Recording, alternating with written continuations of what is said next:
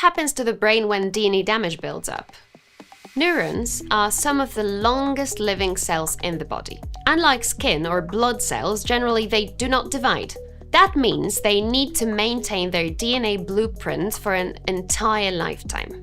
But neurons are constantly under stress from reactive oxygen species, metabolic activity, and environmental factors.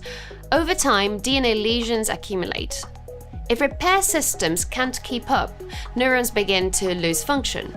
Research now shows that DNA damage and defective repair pathways are deeply linked to neurodegenerative diseases like Alzheimer's, Parkinson's, and ALS.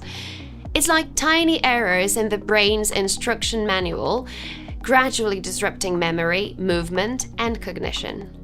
That's why detecting DNA damage and measuring repair efficiency is so important in neuroscience. It helps us understand disease mechanisms, track progression, and evaluate new therapies aimed at protecting neurons. With technologies like STRIDE, we can directly visualize and quantify DNA damage and repair activity inside cells. This opens new doors for early detection, patient stratification, and the development of treatments to slow or even prevent neurodegeneration. Want to learn how STRIDE supports this field? Let's connect.